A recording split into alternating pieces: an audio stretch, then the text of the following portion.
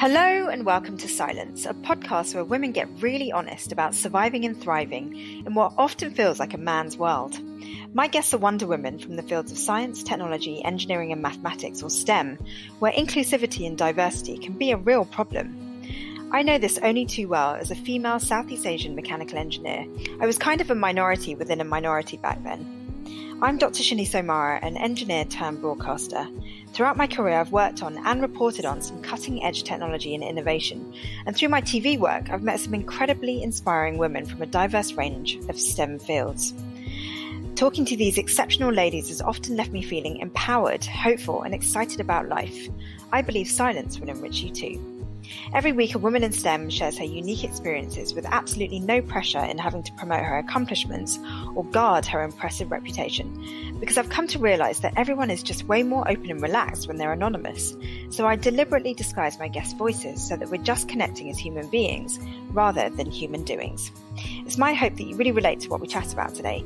If so, please do subscribe to Scilence and maybe even rate and review the show. I'd love to have your feedback.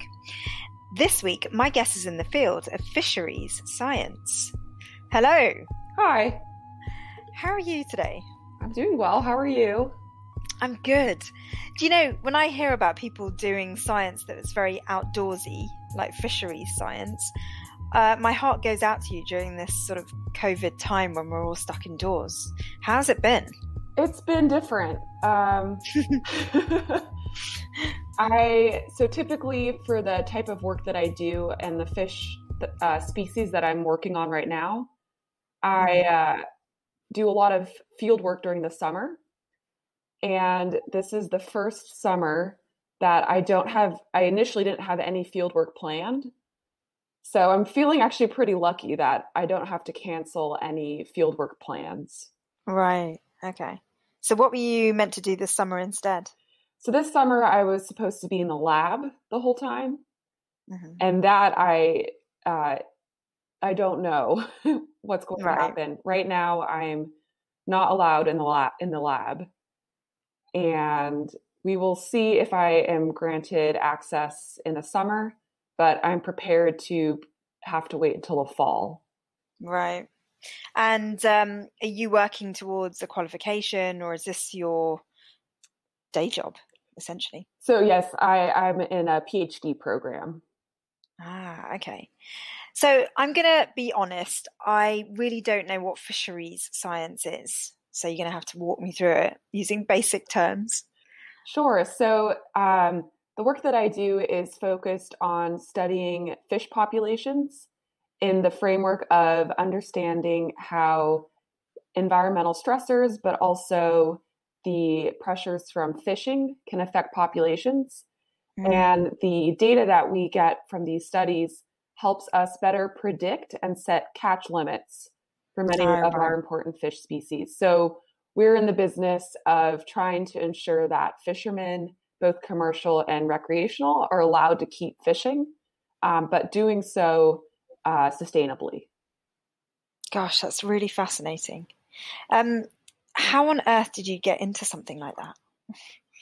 So during my undergraduate, I was interested in marine biology, and I also was doubling with environmental studies. So I've always had this interest of sustainability in the work that I'm doing. Mm. And, sort of serendipitously, I was able to go on a series of government-led fisheries cruises that are used to help set these catch limits for certain fisheries species. And it was on those trips that I started realizing the science of fishery science. So my background initially had been, doing science for science's sake. So understanding unique aspects of different fish species, or maybe the ecology and interactions that we see in the ocean. And I realized that through fishery science, the work that I would research would actually make an impact. The results that we get from our research have very direct implications sociologically and economically. So I think that's what really drew me to it. And was it obvious, like from a young age, that this is what you'd end up in? Like, were you always by the sea and, you know? So, ironically, no, but I grew up by the ocean. So, I always loved the ocean. And I grew up in a very sciencey household. Both my parents are scientists. So, Ah. I've always been around science. And Mm. it was in high school, actually, that I realized I was interested in environmental science, but as this big umbrella of either terrestrial or in the ocean. And when I went to my undergrad, I started it in an environmental studies major. And at the school I was at, they only offer a BA, and I knew that I wanted more science. So I kind of set out to figure if I wanted to do a double major in either marine biology or terrestrial ecology. Um, I hadn't decided yet. And just by happenstance, I messed up my first classes and I didn't get into one of the classes I was trying to take when I was signing up. And so I had to find just, some filler class to take that semester.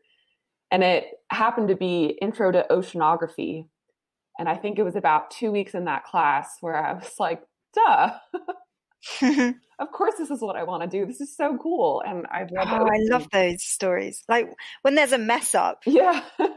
it just leads to better things. Yeah. So really quickly, I started shifting my focus to studying the ocean. And each subsequent class that I took, I just became more and more enamored with the subject. And what kind of things do you study when it comes to oceanography? Like, yeah, So it must be a huge subject. yes, it's a very interdisciplinary, which I think is also exciting. So my work focuses on understanding the impacts of climate change on these fisheries species. So the idea being that initially, when we try to figure out, what is the appropriate catch limit for this species, when should the season be open, we're really just making those predictions and setting these regulations based off of catch data. So really just abundance metrics.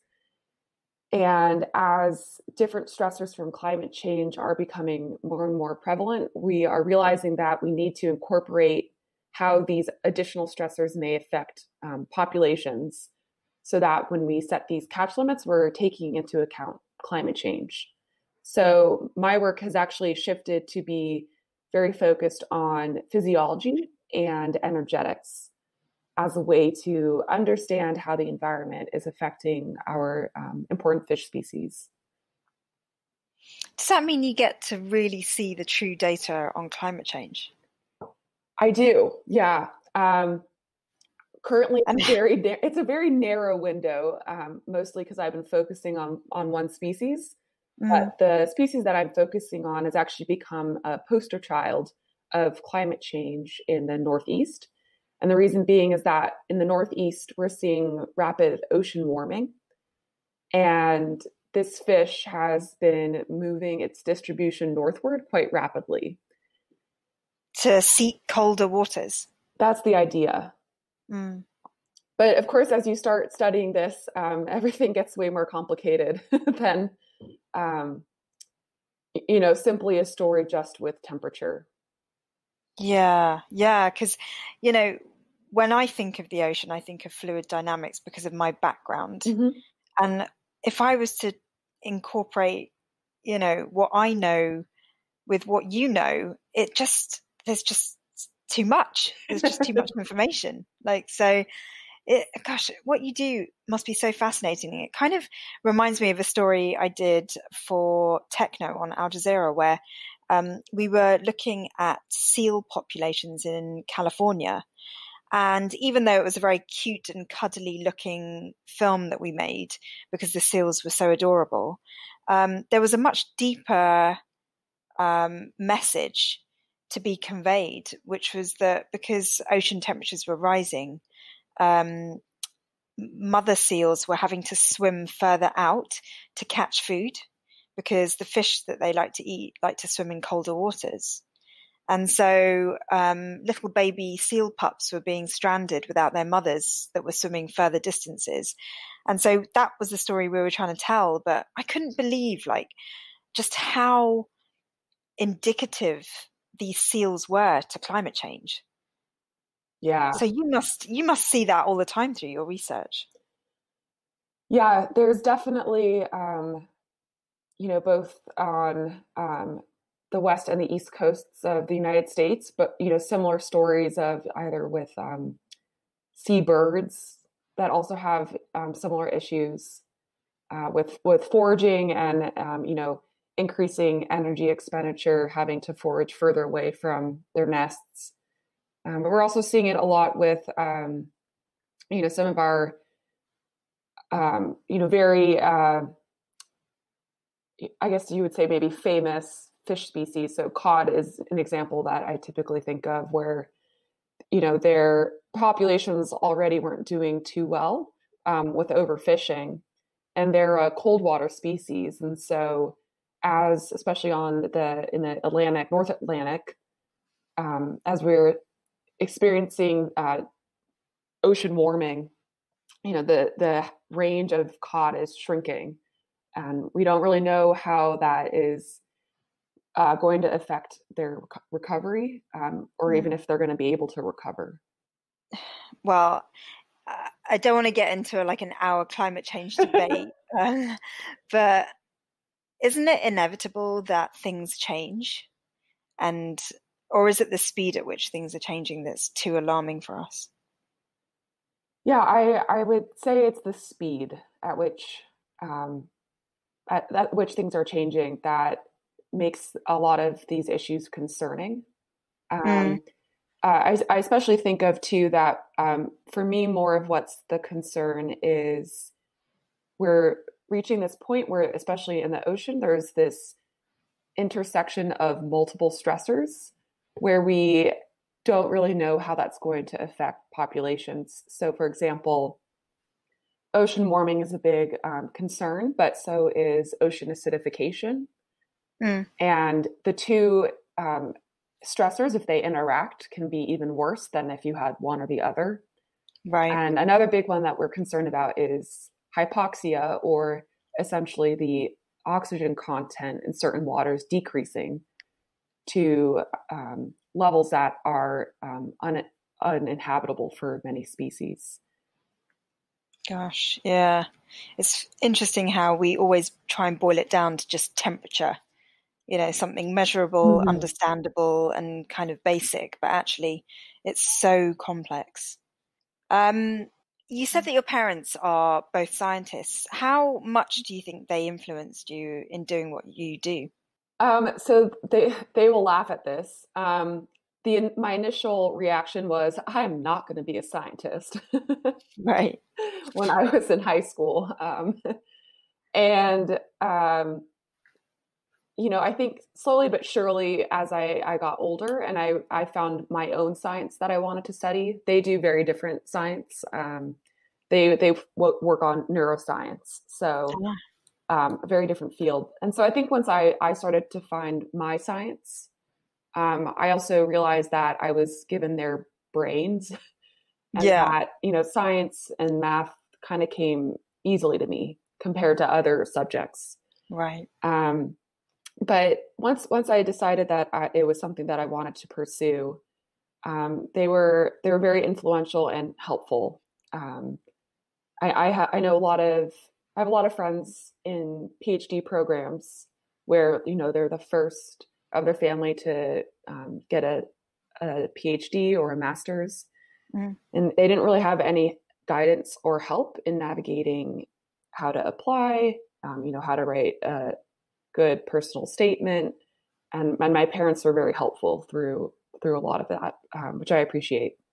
Yeah, because it sounds like, had you not gone into science, they wouldn't have been kind of pushy, but you found it out of pure love for it. Yes. Yeah. They were, I can be stubborn. So they were smart to let me find it. Yeah. Yeah, I guess not applying the pressure means that, whatever you do find, it will be genuine. Mhm. Yeah. Yeah. And so what kind of subjects did you have to study? Because it sounds like all the sciences are involved. Yeah. So, I had to take a series of chemistry classes, physics, biology. I've taken some physiology classes. And then I ended up, especially in undergrad, I took a lot of ecology classes.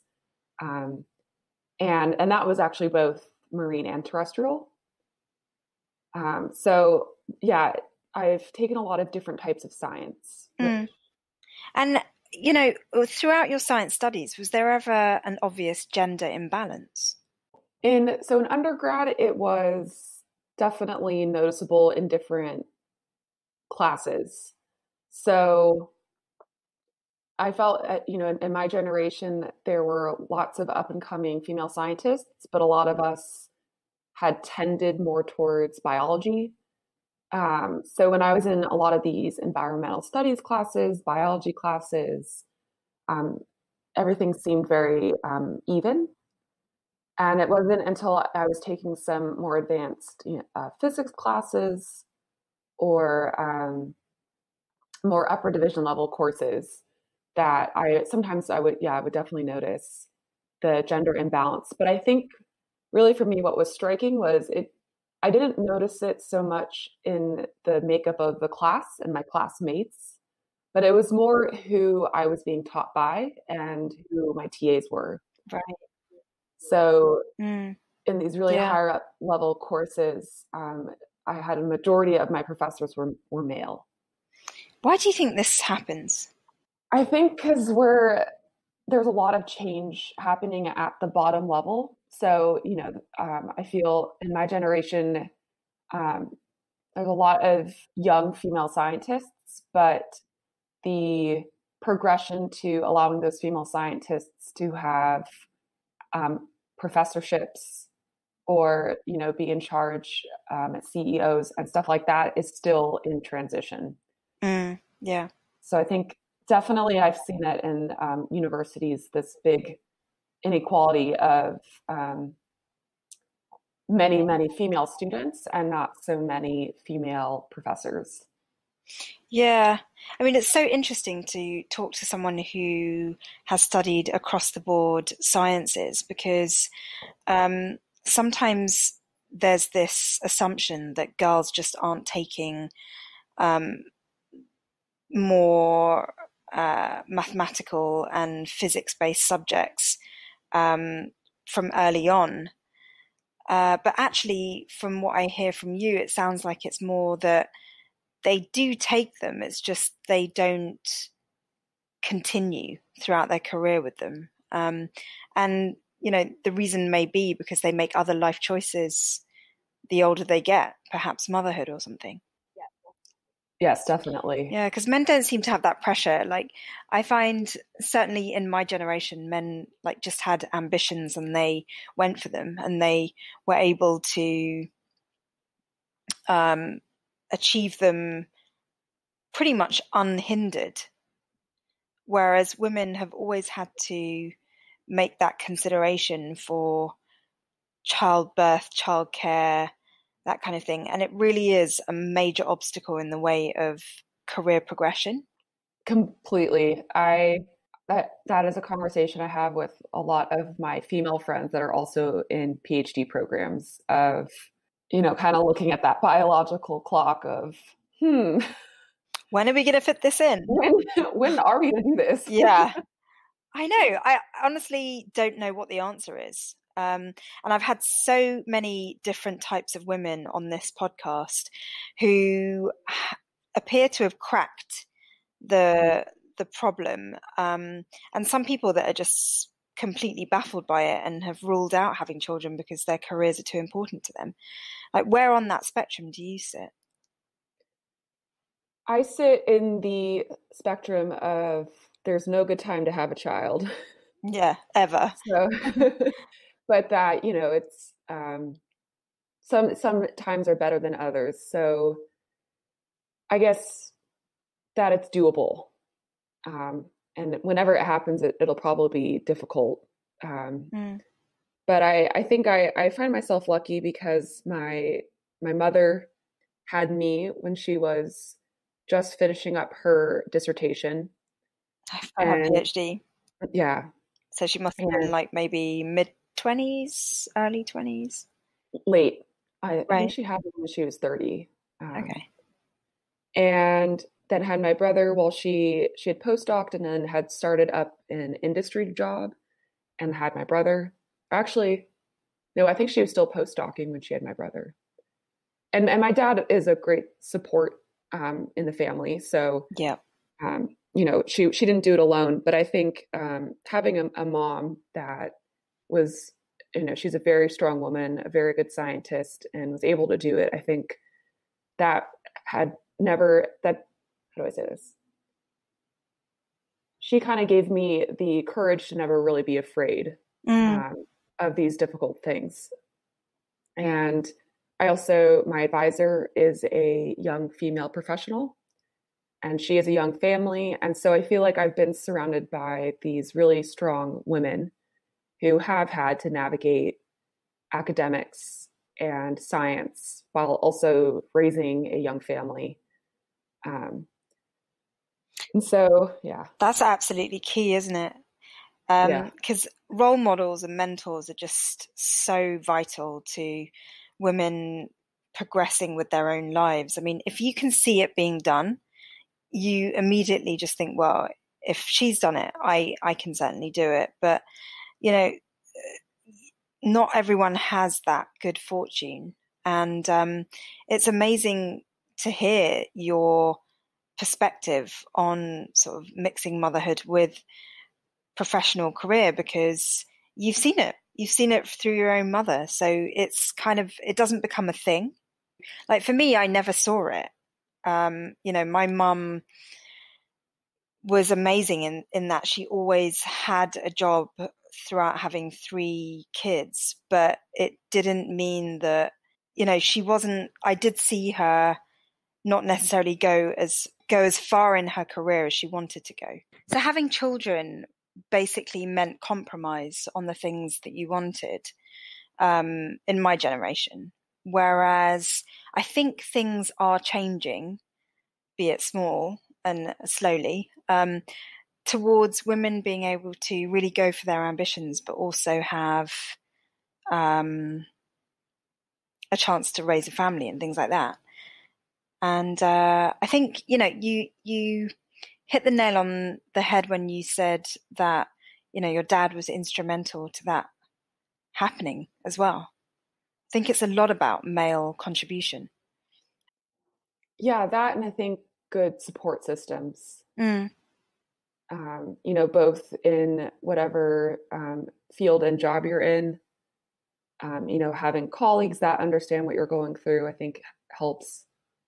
Yeah, and then also in terms of the actual family unit, making sure that um, everyone is helping out. I had this conversation with my grandma last year. Was Where she a we were. scientist?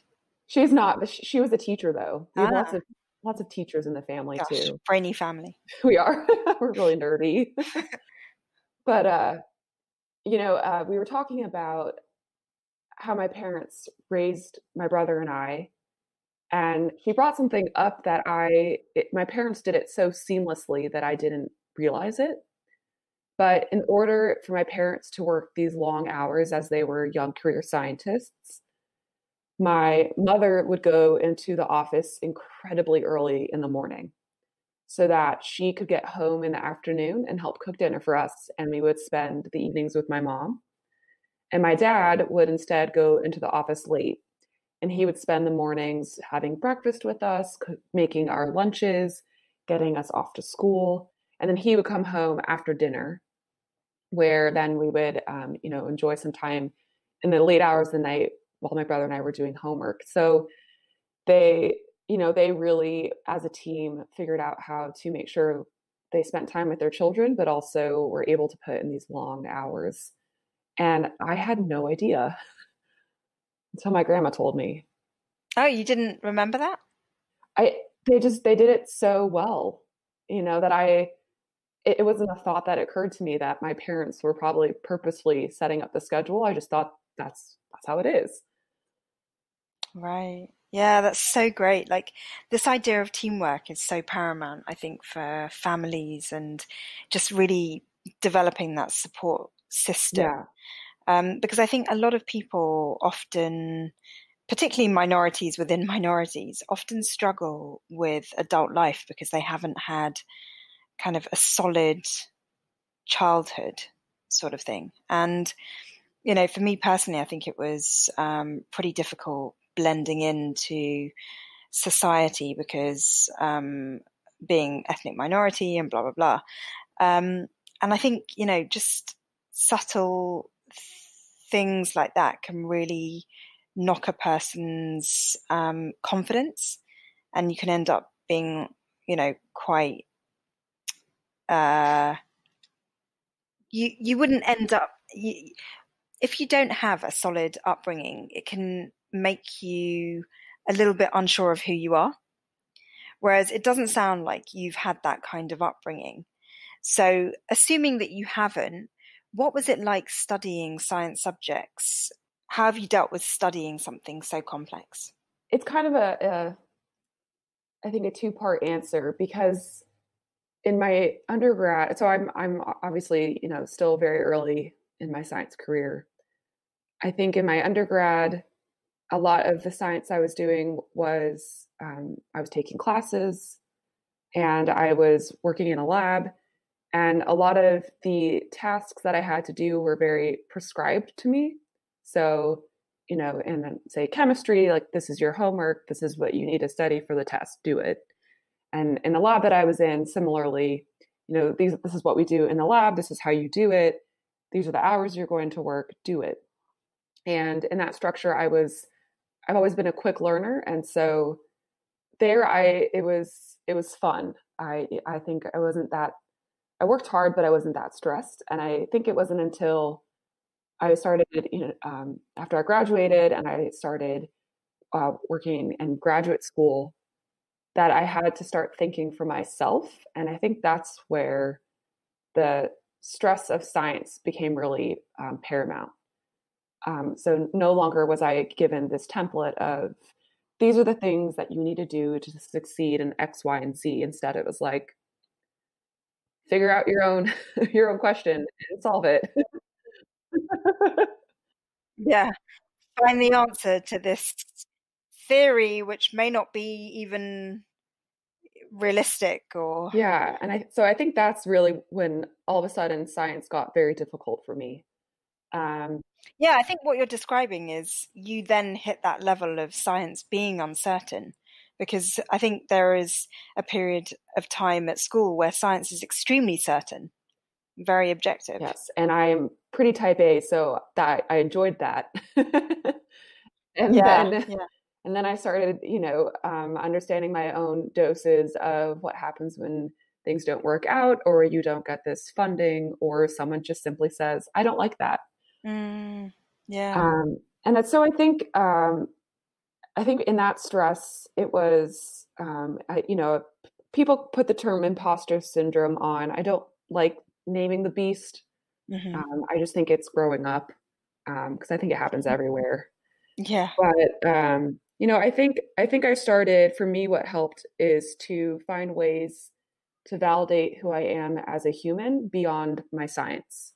So Right. instead of becoming even more wrapped up in science, I had to actively remove myself sometimes. So I'm really into running and trail running and fitness. That's a really good outlet. Um, I have, I'm into painting and I like reading books. And so it was all these things of how do I make sure that I feel like I'm a qualified human in other ways of my life? You embrace the uncertainty. Yeah, and then I think I think there's also something to be said about learning how to toughen up your skin and getting a thick skin. At some point you're told no so many times, or told to rework something so many times that you no longer become afraid of that. You know, you now know that when this happens, you're just going to learn and you're going to get better, and that's what science is. You're always a student in science. Wow. That's so fundamental because I've never thought about it that way, but I absolutely adored maths and physics. I was really bad at it from a very young age, and then one day the penny dropped and everything just made sense and clicked into place, and then I started to absolutely love it.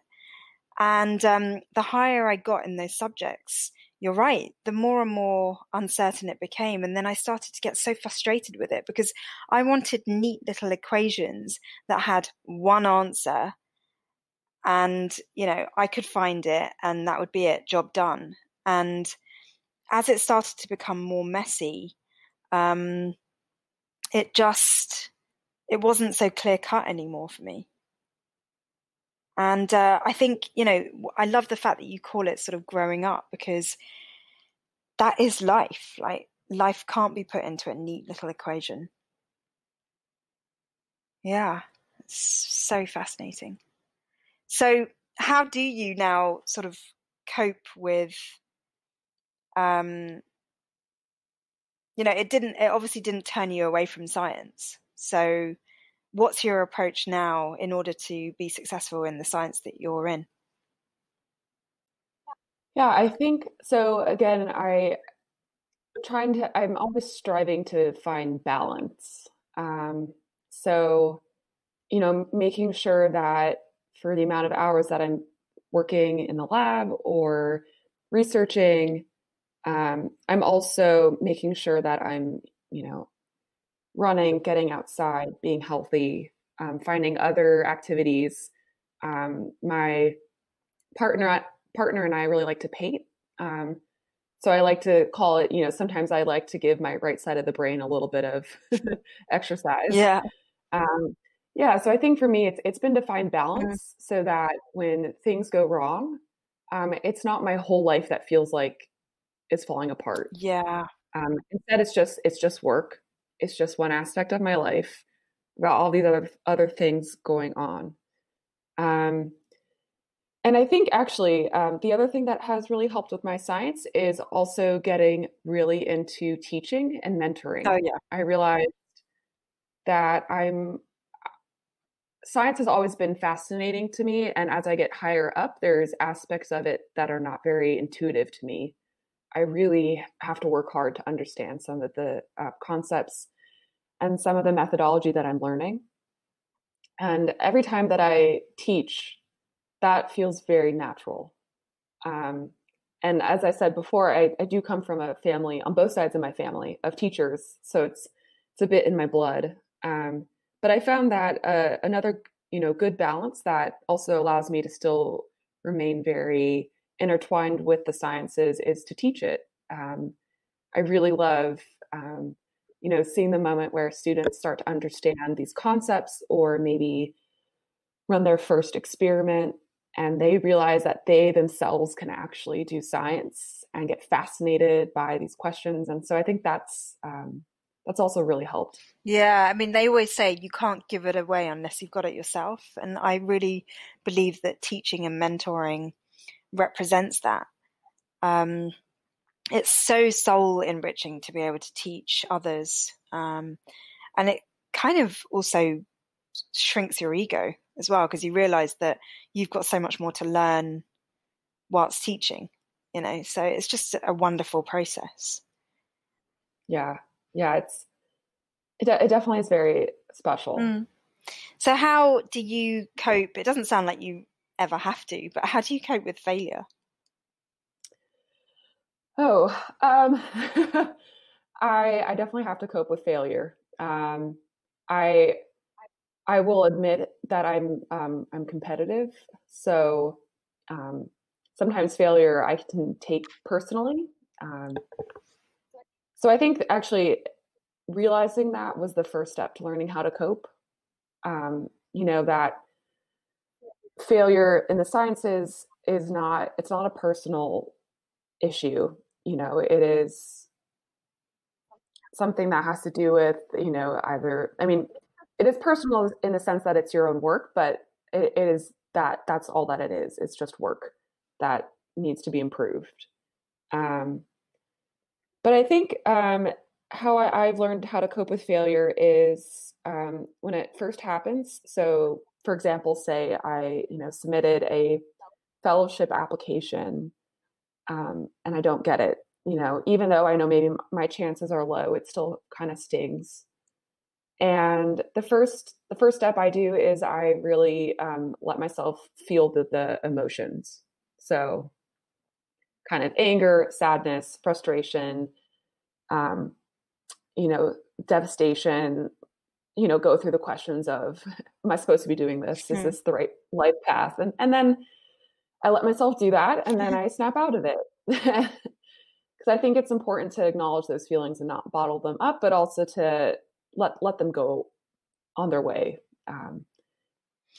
So, I usually then, reach out to some people that know what's going on in my life. My advisor is a very supportive advisor. So typically, she has some words of encouragement.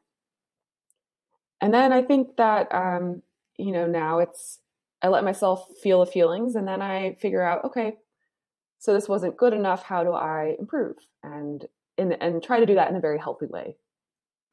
You really make things sound very fluid, like as in, your attitude is just so in flow, and if you know what I mean. And it's just really inspiring to listen to you and your attitude towards your work, because, while you were saying, it's just work, I've also got in the back of my head that the research you're doing impacts so many people's lives, and, from fishermen to us who consume fish, and, it's you're changing or protecting ecosystems, and, what you're doing isn't just work. I mean, it's highly impactful to society. Yet your attitude towards your work is very, very healthy, because, it's clear that you're passionate about it, but at the same time, you don't let it define who you are. And that's such a mature way of looking at what it is that you do for a living. I just find that really, really admirable. I will say though, maybe ask me this in 10 years. Why? How do you think it would have changed? Well, I feel that, a lot of the failures I've experienced are very small. So they're, on the lines of not getting funding for something, or maybe getting rejected, a manuscript getting rejected, or maybe messing up in the lab, or having to scrap experiments. And I have not yet, been faced with, say, finding something in my research that is going to be really terrible for people, or maybe that, we have this finding in fisheries, and then 5 years later we're proven wrong, which is always fine. But as you said, that in this case, though, how I would deal with potentially having research that, as it's changing, you realize that there are new outcomes, that maybe the suggestions that were given earlier are no longer valid, and what that could have done. Or maybe even personal challenges. Yeah. Like, completely. I haven't really appreciated until recently, the impacts and the prospect of bad health or even death has. I mean, until you're faced with that, you just don't realize how it can turn your world and your thinking and your perception of life upside down. Completely. So I think that I've learned how to cope with these more immediate, failures or stressors, but I don't know yet how I'll react if something worse happens. And so. Well, I mean, it's so honest of you to say that. And just by the very nature of your humility towards that, I have every faith that you'll cope very, you'll have a very resilient and strong approach to whatever comes your way. Sort of looking back on your choices, for any young girls that want to follow in your footsteps, what kind of advice would you give them knowing what you know today? I would tell young girls to not be afraid to go after any dream that they have.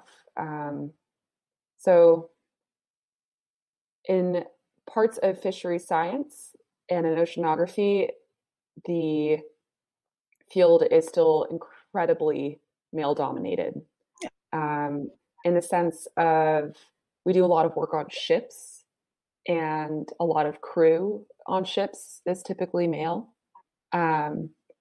So, to not let girls be afraid of maybe being the first captain of a research vessel, or, that they're good enough to be marine technicians and engineers to help fix problems on large research cruises, or to not be afraid to, own a fishing boat, or, work in fisheries, which is also very male dominated.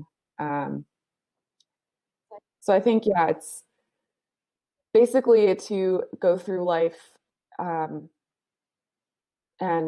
explore science that you find fascinating, or if it's not science, whatever it is, and to never once think that being a girl should be a reason you can't do it. And that if anyone tells you otherwise, then don't be friends with that person. Yeah. And if you're afraid of making enemies, I think, the person that tells people that you are not a good person because maybe you stood up to them, you don't want to be friends with those people either. Yeah, that's such a tricky one. It's such a tricky one because often it's so hard. It's not black and white by any means. Yeah, like every woman I've had on this podcast, they talk about, having a very strong inner circle of people they can rely on who really sort of champion her. And that just sounds so amazing to have like a small group of people that really are in your corner with you. But it's not so easy to get because, STEM can be competitive. There aren't many women around. The women that are around might be in competition with you, or be jealous. And so there's all kinds of things to grapple with. And it's certainly not easy. But how have you navigated any of those kinds of negativities, assuming that you've brushed with it occasionally? Yeah, I think so. I am in the generation of, I was in like my class and in my cohorts, I've always had quite a few female colleagues or students that I'm with. And so that's definitely helped to build up that network. But I think the other, along the same lines of building up a network is, say, you meet a young female professional through at a conference, or maybe collaborating on an experiment. I've made an effort to reach out to them personally to be like, can we also be friends? And that's actually really helped. So, for example, there's a group of girls I know through, we all had mutual friends and we all connected at a conference. And one of those girls actually just defended her PhD today. Oh, wow. Virtually. And so the group of us, all got the link and we all signed in and watched and like cheered her on. And I think that, as women, to not be afraid to be really overly friendly to people and welcome them in, because sometimes I feel some people don't know if that's what someone wants, or maybe they're shy, and that's completely fine. I will, put a disclaimer that I know that, so I know that I'm an extrovert, and I know that it can be very hard for introverts sometimes. And so I guess what I'm trying to say, if I were to sum it up, is that as women, to just always make sure that we're really nice to each other, that even if we're in competition, make sure that, say you're in competition with another woman and she gets the job, to say congratulations to her, because, we shouldn't fight each other. That would defeat the purpose. Totally. Well, what a beautiful note to end on. I feel like you've been extremely friendly and so wonderful to listen to. I'm always providing such a balanced outlook on everything. So thank you so much for coming on the show. Thank you for having me. That's it from my STEM guest this week. Gosh, listening to her has really inspired a quote from Deepak Chopra, which I'm going to read out to you, because she's got such a beautiful attitude towards her peers and just life and the world and STEM. And so it's just been really soothing listening to her maturity and her wisdom. So here's the quote: "Resenting the success of another guarantees your own failure. Celebrate everyone in their aspirations, and the world will celebrate and manifest your deepest desires." Thank you so much for listening this week. Don't forget to rate and review the show, and catch you next week on Scilence.